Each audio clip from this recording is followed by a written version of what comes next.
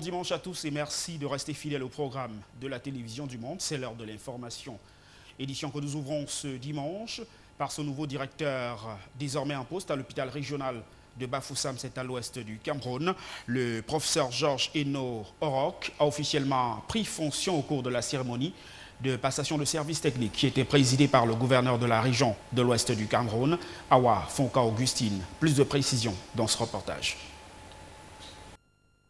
La remise des clés de l'hôpital régional de Bafoussam au professeur Georges Eno Orok par le docteur Gérard Fetze Tsama, sous la supervision du gouverneur de la région de l'ouest du Cameroun, a constitué le temps fort de cette cérémonie de passation de services techniques. Une cérémonie très courue qui a connu la présence de la grande famille médicale de l'ouest du Cameroun, des autorités administratives, judiciaires, municipales et un parterre d'invités venus tous dire au revoir à l'ex-directeur de l'hôpital régional de Bafoussam et accueillir celui qui tiendra désormais les rênes de cette formation sanitaire. Un ancien directeur d'environ 10 ans d'expérience et un enseignant, je pense qu'avec la collaboration de mes personnels, nous allons ensemble relever le défi.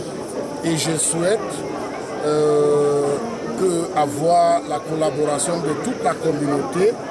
Je serai sévère, très sévère, envers les malfaiteurs, ceux qui veulent anarquer les patients. Je serai très ami, très fidèle, très collaboratif avec les personnels assidus pour que nous puissions utiliser les moyens financiers, matériels et personnels dotés à notre disposition par l'État. Le dénominateur commun des différentes allocutions et témoignages était la reconnaissance au directeur sortant, dont le dynamisme et la vision ont permis la modernisation et la restructuration de l'hôpital régional de Bafoussam, qui aujourd'hui est un hôpital de référence dans la région de l'ouest du pays. Je suis très gêné de laisser ce personnel, mais le devoir m'appelle à Maroua. J'ai fait mes valises, je vais les déposer à Maroua dans quelques jours et nous pensons pouvoir donner à la région de l'extrême nord ce que nous avons donné à la région de l'ouest. Le numéro 1 de la région de l'Ouest a invité le nouveau directeur de l'hôpital régional de Bafoussam à poursuivre les actions engagées par son prédécesseur en mettant un accent sur la lutte contre l'arnaque des patients, la bonne organisation et la propreté de l'hôpital. Le docteur Gérard Fetze Tsama, avec un peu de regret, dit devoir répondre à l'appel du destin. Le nouveau directeur lui compte sur la franche collaboration de son personnel pour mener à bien ses missions. Le sort a bien voulu que le professeur Gérard Fetze Tsama, muté à la tête de l'hôpital régional de Maroua, après avoir présidé pendant 7 ans les destinées de l'hôpital régional de Bafoussam, passe la direction générale de cette institution hospitalière à son encadreur, le professeur Georges Orok, précédemment directeur de l'hôpital régional de Bouéa et enseignant des universités de Bamenda et de Bouéa. Servir avec foi et détermination sont là quelques recommandations aux jeunes formés dans la ville de Garoua par le gouverneur de la région du Nord, Jean Batéidi, qui présidait ainsi la cérémonie de fin de formation de plus de 250 jeunes secouristes formés au sein du 30e groupement du corps des sapeurs-pompiers dans le chef-lieu de la région du Nord Cameroun. Reportage. À l'issue d'une session de formation particulièrement enrichissante au 30e groupement de sapeurs-pompiers de la ville de Garoua dans la région du Nord Cameroun, ils ont le parfait réflexe de secouristes et ils l'ont illustré devant le gouverneur de la région du Nord Cameroun. C'était au cours de la cérémonie de remise de parchemin de fin de formation à 274 jeunes ayant fait immersion au sein de ce corps de sapeurs-pompiers. Une période d'imprégnation qui leur a permis de savoir administrer les premiers secours en cas d'appel d'urgence.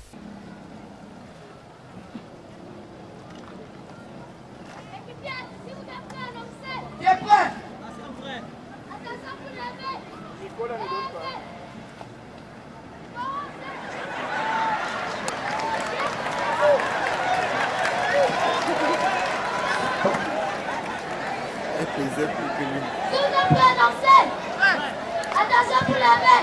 Levez. Attention pour avancer. Ceux du devant, vous avancerez avec le pied gauche. Moi, pied avancé. Mais aussi et surtout d'identifier les foyers d'incendie et d'user des méthodes et de la méthodologie adéquate pour circonscrire une flamme.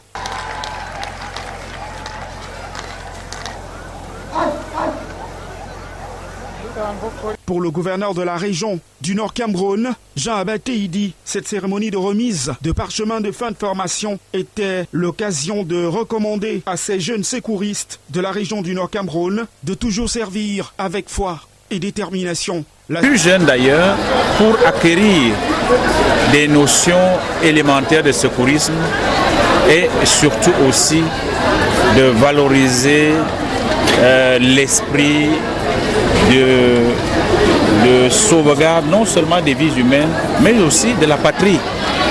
Et je voudrais encourager ceux des parents qui auraient hésité à l'avenir de faire en sorte que leurs enfants suivent cet exemple. La cérémonie a vu par ailleurs les présences des éléments de force de l'ordre et de sécurité et de nombreux parents venus soutenir leur progéniture.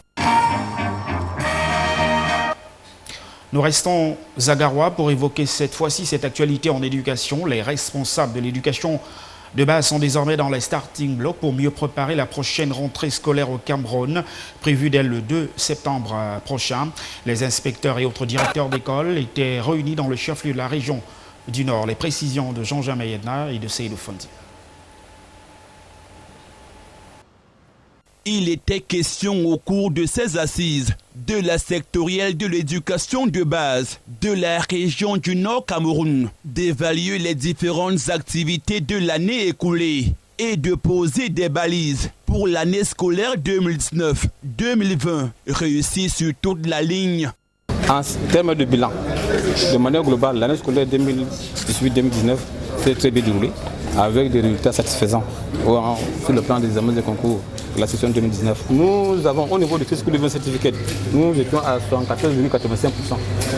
Au niveau de commandantin, nous étions à 111,84%. Fiscal 17, 59,52%. Mais il faut dire qu'il y a des réformes au niveau du CEP. Vous avez suivi, pardon, lors du déroulement des examens de concours. Pour ce qui est des perspectives, nous avons beaucoup de perspectives, notamment le renforcement de la capacité n'est pas des enseignants, pas dans le cadre de l'appropriation des nouveaux curricula. Il faudrait également intensifier la sensibilisation des parents à inscrire massivement les enfants à l'école. Ensuite, il faut également renforcer le partenariat avec les APE au niveau des écoles. Nous allons également renforcer la lutte contre la corruption, vous savez, à travers les IRR, les initiatives à résultats rapides, au niveau des écoles, pour que permettre aux directeurs d'école de gérer avec parcimonie ce qu'on va mettre à leur disposition, notamment en termes de crédit de fonctionnement, par exemple, d'école. Présidé par l'inspecteur général des services régionaux, Simon Sombé, qui a recommandé à ses responsables de l'éducation de base de la région du Nord de mettre un point d'honneur cette année sur l'encadrement du personnel enseignant et de promouvoir le vivre ensemble. Il s'agit d'inculquer aux plus petits la notion de paix, de tolérance, bref, de l'accommodation dans un contexte de multidifférentiel, multiculturel, multilinguistique, multireligieux. Parce que nous ne devons pas considérer les autres humains comme s'ils sont moins ou ils sont plus. Nous devons les considérer comme étant égaux à nous et de ce fait accepter leurs différences, les rendre même complémentaires. Par contre, les actions de l'État et du gouvernement prouvent que les choses pourraient être améliorées. Nous avons indiqué tantôt qu'il y aurait, à partir du recrutement dans la fonction publique de 1000 et dans une perspective de recrutement de 3000, pour ce qui concerne la région du Nord, nous aurons accès à de nouveaux enseignants qui seront envoyés sur le terrain pour renforcer le système éducatif et pour améliorer l'offre éducative dans la région qui est considérée comme une zone d'éducation prioritaire. Rappelons que c'est lundi 2 septembre prochain que les carillons de la rentrée scolaire 2019-2020 vont retentir sur l'ensemble du territoire national. Dans la capitale régionale du centre Cameroun, Yaoundé, l'heure est désormais aux préparatifs liés à la prochaine rentrée scolaire 2019-2020. Nos reporters Jean-Oscar Liborg et Mohamed Dessoumba ont sillonné quelques artères du siège des institutions Regardez. Les mots pour le dire arrivent aisément. Nous ne faisons pas dans la langue de bois. Si d'avancer un personnel ou une hôtesse de la maison. Les rues de Yaoundé ont renoué avec les bruits, les sonorités qui annoncent l'imminence de la rentrée scolaire. Ces bruits assourdissants qui, bon gré, mal gré, occupent une place de choix pour attirer la clientèle. Les bourses de livres, les librairies et autres magasins comptent ainsi multiplier leurs chances de séduction afin de faire les chiffres, les bonnes affaires. Pour l'instant, ce n'est pas encore facile étant donné que les clients n'arrivent pas. On attend encore les clients, malgré le fait que depuis l'année passée, on ait réduit les prix des livres. Mais jusque-là, on ne comprend pas le problème. Donc nous sommes OK, nous sommes au pas, on attend les parents. Nous sommes déjà prêts. Mais au-delà de tout ça, malgré la timidité qui est un fait, certains parents ont pris le taureau par les cornes. À quelques semaines de la rentrée, certains manuels se font rares, sinon indisponibles, voire introuvables. Actuellement sur le marché, les livres du primaire n'ont pas de problème, mais c'est au niveau du secondaire qu'on a plus les problèmes de pénurie et autres. Bon, pour le moment, on ne peut pas dire que ça ne manque pas. Il y a quand même quelques livres qui manquent dans le marché pour le moment. Comme la classe de seconde, il y a certains livres qui manquent encore. Mais pour le moment, nous avons beaucoup de difficultés parce que les fournitures en manquent, surtout les livres scolaires. Nous n'avons pas la livraison qu'il faut. Donc, le stock est limité. Donc, tout ce qu'on peut demander, c'est que vraiment qu'on nous procure le matériel pour pouvoir satisfaire les parents. Un savant jeu de passe-passe est alors engagé car les libraires déplorent cette situation et indexent les éditeurs. Et y voient un manque à gagner énorme. Ce n'est pas un manque chez nous, mais c'est un manque dans tout Yaoundé. Dans là où nous payons en gros, il n'y en a pas. Bon, vous faites la commande de peut-être 5 cartons, on peut vous livrer à peine 3, à peine 2 même. Ça cause un préjudice, un manque à gagner surtout. Parce que d'autres parents, quand ils n'envoient pas chez nous, ils partent ailleurs. Côté éditeur, tout est sous contrôle. Nous, éditeurs, nous nous efforçons à ce que les livres soient disponibles. Au moins, ceux de nos livres qui ont été agréés, nous voulons que ça soit disponible parce que si le livre n'est pas disponible, le volet social dont on parlait tout à l'heure, on ne pourra pas l'évoquer. L'éditeur est investisseur, oui, mais il a une responsabilité sociale. Et je pense que cela va de même pour toute entreprise. Toute entreprise doit avoir des citoyens. Donc la pénurie n'est pas bonne. Et nous ne voulons pas qu'il y ait pénurie. Voilà pourquoi nous déplorons, quand il y a un message par exemple que les livres ne sont pas disponibles, nous ne voulons pas que ça soit consommé comme si tous les livres ne sont pas disponibles. Au moins, quelques livres sont disponibles. Commençons avec les livres qui sont disponibles et attendons ceux qui vont arriver. Je rassure, je n'ai pas eu le contrôle de mes confrères avec qui nous étions ce matin. On était aux 12, donc. Tous nos manuels de ces 12 éditeurs présents ici aujourd'hui, qui sont agréés, qui sont disponibles. Cependant, la réalité est têtue et il faut faire avec. Cette réalité, c'est la non-disponibilité de certains livres sur le marché. Oui, c'est un fait. Nous restons avec vous, Jean-Oscar Liborg et Mohamed Issoumba II, pour parler cette fois-ci du calvaire des populations riveraines de la voie principale du lieu-dit Mokolo. La moindre averse, la moindre rosée qui tombe sur la ville de Yaoundé rend impraticable ce tronçon au grand désarroi des usagers. Regardez.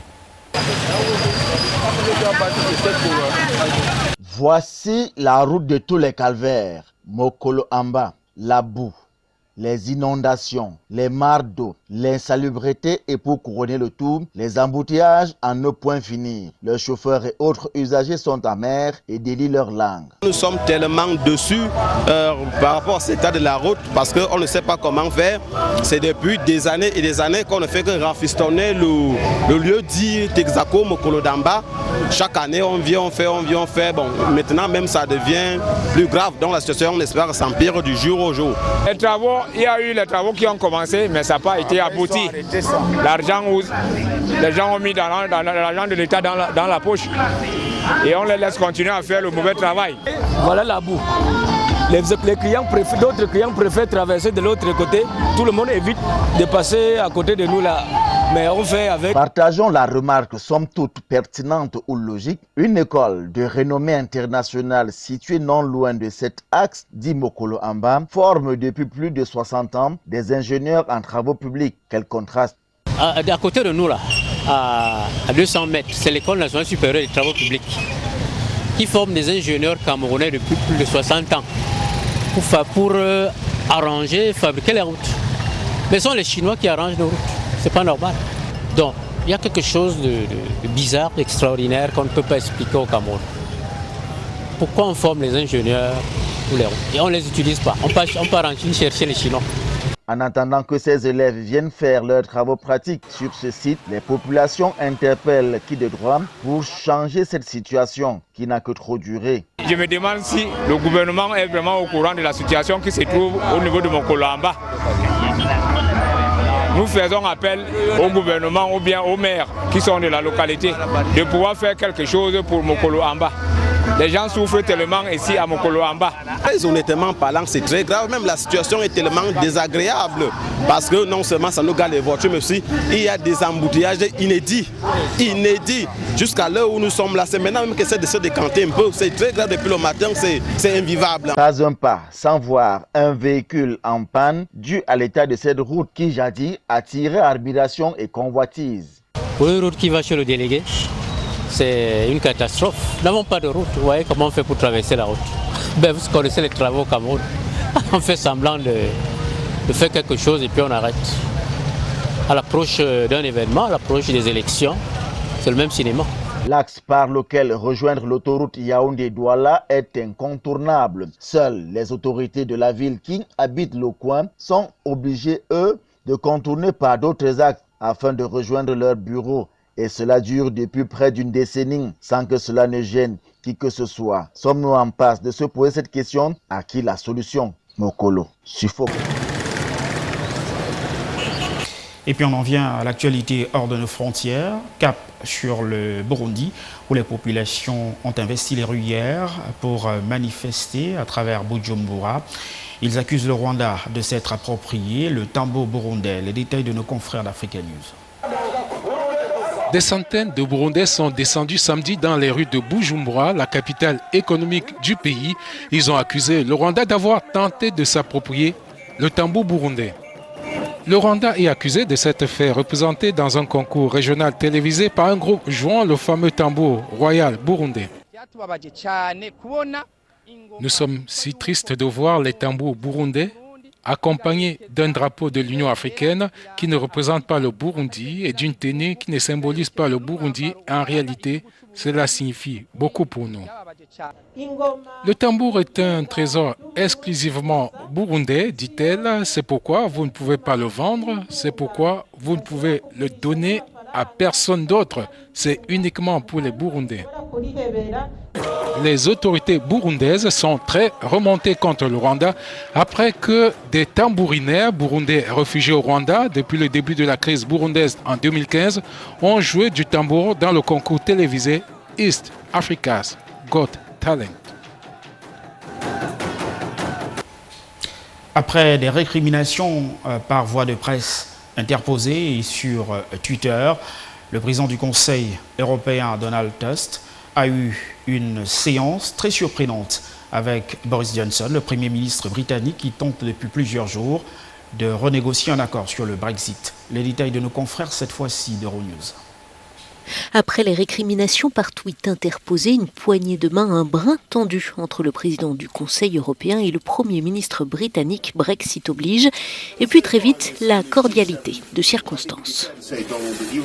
Jusqu'ici, au cours de ce sommet, Donald, on peut dire que vous et moi avons été d'un accord bluffant sur la plupart des sujets qui ont été soulevés.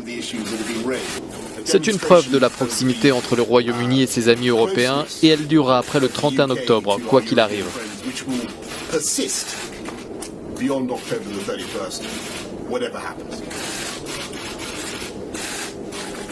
Je suis entièrement d'accord. C'est le bon état d'esprit. Avant de se retrouver au sommet du G7, les deux hommes avaient pourtant joué la surenchère. Donald Tusk voyant dans Boris Johnson un Mr. No Deal, accusation que lui avait retournée le dirigeant britannique. Le Brexit se fera en tout cas le 31 octobre, avec ou sans accord, a-t-il répété, et faute d'accord, Londres ne compte pas honorer sa facture de 39 milliards de livres. Je pense que ça va être très serré, mais l'important, c'est de se préparer à sortir sans accord. Quant à Donald Trump, il a de nouveau fait miroiter un grand accord commercial à Londres, une fois le Royaume-Uni sorti de l'Union. Mais Boris Johnson l'a aussitôt reconnu, le protectionnisme américain ne facilitera pas les négociations. Et puis en sport, les cotonculteurs préparent déjà la prochaine saison sportive et espèrent faire le doublé au cours de cette saison. Championnat, mais également Coupe du Cameroun. Pour y parvenir, le club phare de la région du Nord Cameroun vient de recruter de nouveaux joueurs dont le profil est décliné dans l'élément suivant par Jean-Germain Yedna et Seydou Fondier. Parce que vous savez, ce n'est pas facile de tirer un joueur d'un club.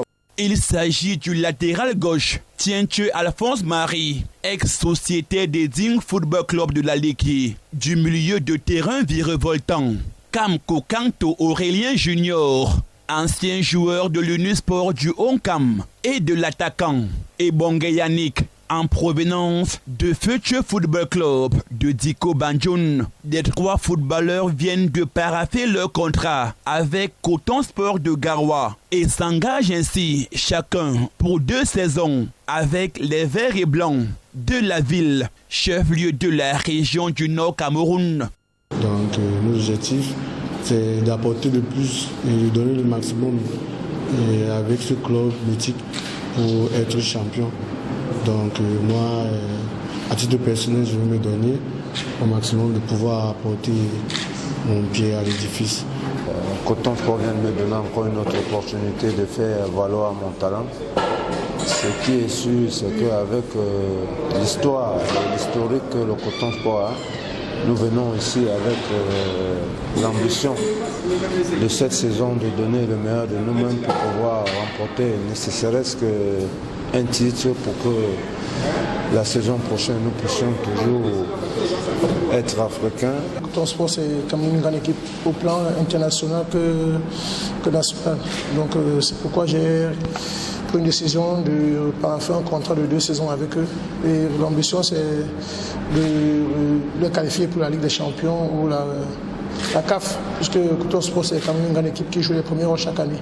Ces 3 nouvelles recrues de Coton Sport de Garoua, club de première division du championnat d'élite, sont issues d'un processus de présélection par une commission mise sur pied par les dirigeants et pilotée des mains des maîtres par l'entraîneur en chef des cotonculteurs, Sango Emmanuel Doumbé-Bosso.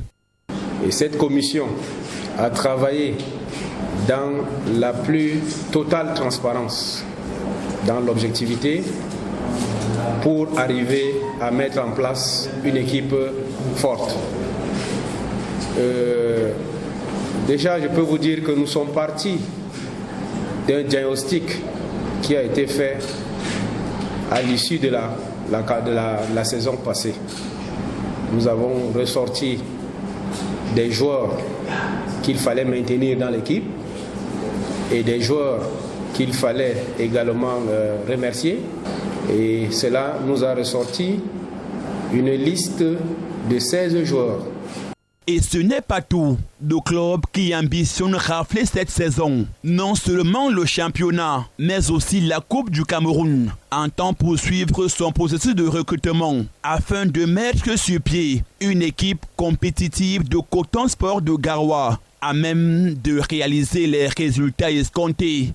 Nous attendons maintenant continuer encore avec quelques joueurs qui, pour nous, peuvent encore être recrutés dans Coton.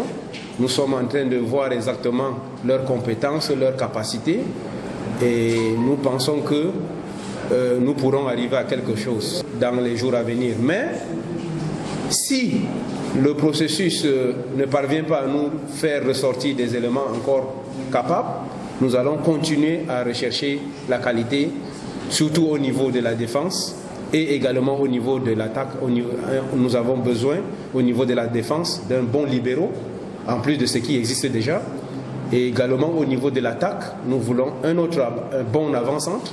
Et malgré les soubresauts que traverse le football camerounais en ce moment, avec ce nouveau feuilleton que livre la Fédération camerounaise de football et la Ligue de football professionnel du Cameroun, des dirigeants de Coton Sport de Garoua ne comptent pas baisser la garde, mais entendent plutôt rectifier le tir de la dernière saison qui s'est avérée foireuse.